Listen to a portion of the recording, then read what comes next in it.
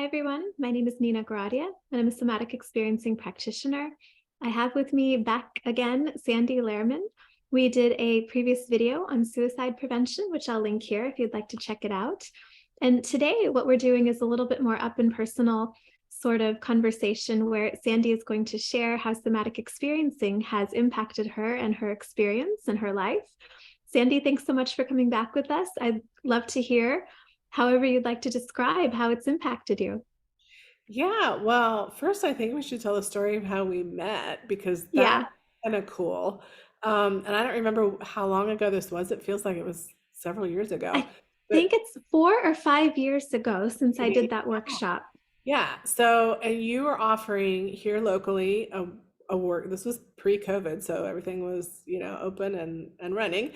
And you Yeah. offered an in-person workshop it was just a somatic experiencing workshop, and the topic was loneliness. And the fact And that it you was on Valentine's Day, or it Valentine's was Day, the yeah. same week. Yeah, Yeah. you offered it on Valentine's Day, I believe it was, or that week. And it was perfect timing because I had been feeling very lonely leading up to Valentine's Day. I'm a solo parent who's never been married and really wanted to be in a relationship, but had not found the right person and was still kind of feeling lonely about all that. So I heard about your workshop and I thought, that's an interesting thing. And I'd actually been, because my work is in the trauma informed arena, so I had read Bessel van der Kolk's The Body Keeps the Score, and he had highly recommended somatic experiencing as one of the sort of alternative ways of looking at brain, body, mental health in terms, that's different from just going to a therapist and talking about your problems. This is actually getting to the root of the body trauma and really working through that in a more somatic way, right? So I was intrigued by the idea, and so I just Googled you and found you and found out about this workshop and thought, well, that's perfect. I'm going to go check that out. So I did. So do you want me to tell the results of that, or kind of? Yeah, I'd love to. I think the title was How to Not Feel Lonely on Valentine's Day, something like that. Yeah, it was loneliness was, I don't know. It was like clear your loneliness, or I don't know. I don't even remember. Oh yeah, clear the feeling of loneliness. That's probably what it was called. Yeah. Yeah. So I thought that's perfect because Valentine's Day is always kind of depressing. Those of us who aren't partnered will usually call it Single Awareness Day. You know, Oh, I hadn't heard that yet. Yeah, that's good. because it makes you very aware that you're single when every store that you go into is about my sweetheart, my love, and you're like, I don't have one, right? So on that Single Awareness Day, I ended up going to your workshop instead of staying home and feeling sorry for myself. So I went to the workshop, and I didn't know what to expect. I kind of knew a little bit about what you were going to do, but you presented it. First, you did a little, you started with my head and my intellect, which always is that's kind of my love language anyway. So we started there, and you kind of explained what you're going to be doing and how it works, and your model and all of that. And that was just really cool to me. I love learning all of that about the brain and the body. And then we did the experience, and you led us through, and it was like a guided meditation, but not like a guided meditation. It was very visual and full body sensation, and it was just a great experience, and it was so powerful. And I came out of that experience really feeling very refreshed and very good. And the cool thing is that I have not had any feelings of loneliness at all in the past 5 years. I'm not partnered, still haven't, found the person. But it's okay because I'm not, I would like to expand my networks and things, but I'm not sitting around feeling, like, oh, I don't have that hole in my heart, that really deep sort of feeling of abandonment, of loneliness anymore. That's so amazing. And the reason I know that your experience is real, of course I believe you, but I've also worked on myself with loneliness. Mhm. And I had a session where, we cleared that feeling, and I didn't have anything come back for about a year and a half. There were Yeah. a couple times where it started a little and I was like, oh wait, what thoughts am I thinking that are, recreating that feeling, as well as having cleared it. And Right. so it's something that I had felt most of my whole life, like since childhood, like almost every single day. And it was just, Right. wow, you can really target this and clear it. but you can recreate it if you're not, vigilant about the belief Right. system. Right. And And it's like so, an onion kind of. Don't you feel that way? yes, It's once you've peeled that back, then you're like, oh, there's deeper feelings of just not being worthy, and it's not necessarily loneliness, but there's like a deeper sense. And so then you can work on that. And so it's not like one and you're done and now you're never gonna need to, have more experiences. But that particular feeling is not a big part of my life anymore. It's not something that Valentine's Day is just like, oh, okay, yeah, here we go again. It's not like I don't feel that same deep sense of longing and hopelessness that I felt before the workshop. So I'm so glad to hear that. And, you just told me that today, like a few minutes before we started filming this, yeah. that I had no idea that it had been gone for 5 years. So it's really incredible.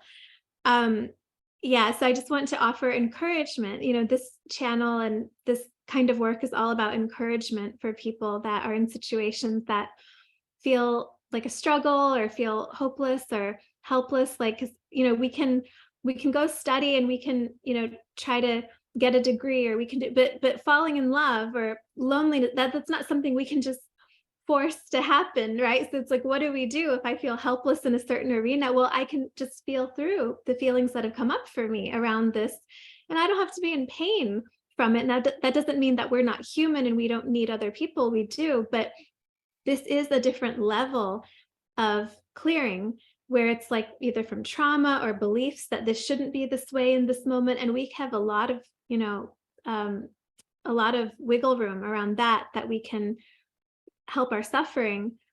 And then I think it makes us much more open and able to find that relationship or that other person if we're not coming from that place of need, so that I don't feel lonely. We're coming whole, and we're able to maintain a healthy relationship if we're whole before we meet that person. So I think it's a great prerequisite Right. to getting what we want in that way. What do Well, you think? and I don't think the relationship isn't necessarily the result that I'm interested in anymore. I Yeah. what I've realized is I needed a deeper relationship with myself. Yes. So that's what I came out of that later. I continued to work with you then because I was so impressed by that workshop. I'm like, I need more of this. This is good. I've got other things in my life that I need to clear and work on, right? Because as an adoptive parent, I have a lot of stress.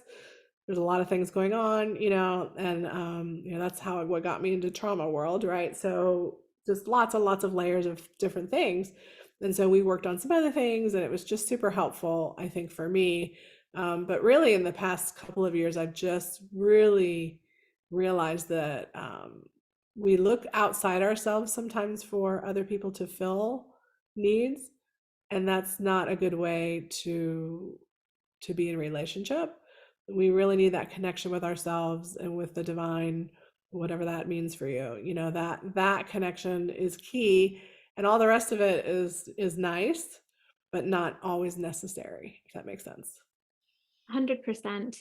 And then you did send some referrals to me from adoptive families that you work with, and it's a very similar thing where people can feel just the loss, of the loss of the biological family, and then the loneliness of being in a new family, and this same theme can come up in different ways in Mhm. regards to um, adoptive families. So it was really amazing to see how that could be effective for them as well. Yeah, So I'll tell you a secret about adoptive families. So this is something I've realized in myself, and I've noticed in a lot of particularly adoptive moms, is that we adopt children, and I do think there's a personality profile for the majority of us that we are looking to help others, to help orphans because we ourselves somehow feel orphaned.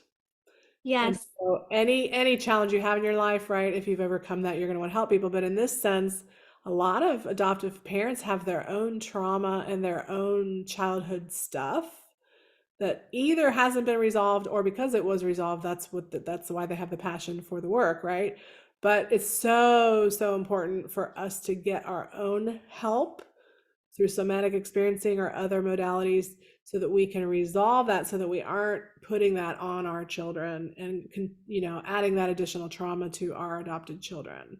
So that's just something that I've noticed, that many adoptive families have their own trauma that is really can be triggered by the trauma of the child that they've brought into their home.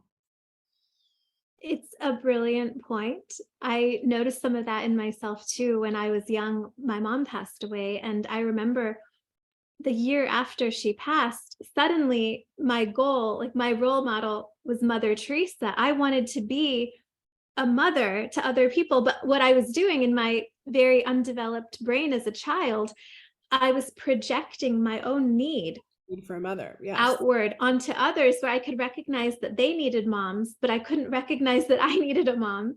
And Right. so I feel like that's a very classic example of what you're talking about. And while it's a beautiful desire to want to help, I think we can be aware of, oh, are there, you know, places inside of myself, my inner child, where I haven't met certain needs that I can help heal myself, and then I can provide for Yes. my child in a way that's from more of a whole place as well, and not with the little bit of energy of wanting that child to fulfill me, and so Yeah. I really appreciate you bringing that up.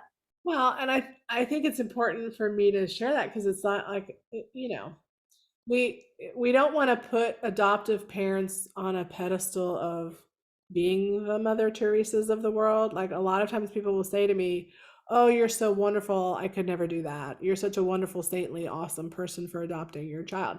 And when I'm thinking, well, I was a little lonely at the time, and I wanted to adopt a child because I wanted to have a family, right? So really, it was a more selfish thing, and my son has brought more joy and beauty into my life than I've brought into him, so really it's a mutual benefit. It's not just me being the savior of the world to go out and adopt children. So we really need to not think of adoptive families that way, and recognize that there is something in us that wants to help, because we were missing that help, and I love your story. I have a similar story, my Please background. my, share. Yeah. my mom had a massive cerebral hemorrhage. She had a stroke when I was 9 years Mm. old. She did Oh not my pass gosh. away, but she came very close to passing away. She was in a coma for a very long time, hospitalized for a very long time. And when she returned, she was not herself. She had to use a wheelchair for the rest of her life. She lived 20 more years after that, and died when I was 30, 35, I guess. But she was not the same mom. So, in a sense, I lost my mom that I knew, and had to reacquaint myself with this new person who really, I would say our relationship was much more sisterly than her being my mom, because she couldn't care for me anymore. She couldn't drive me places. She was more of just a confidant and a friend than an actual mom. My dad kind of took over all the parenting, if that makes sense. So, Yes. yeah. So I think that whole of feeling like an orphan, apologize, I have a brand new puppy. Um, That's okay.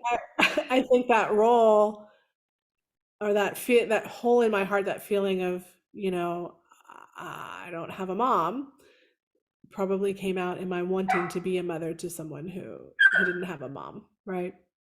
Yes. No, I appreciate you sharing that, and your openness and your willingness to share for the benefit of other people. And I think your puppy might need you, so we could probably close I'm soon. another But little creature that I can help, right? yeah, no, it's beautiful. I love how you're just highlighting how we can, you know, support adoptive families, and how they can be aware of, oh, maybe I have these needs in myself that I also need to, you know, Right. nurture and Right. take And care that's of. not to And be negative about adoption. I mean, there's a lot of controversy, no, lots of things out there, but we need to be resourced so that we can be a yes. resource for our children. Yeah, beautiful. I couldn't have said it better. Thank you so much, Sandy, for sharing your testimonial and your story.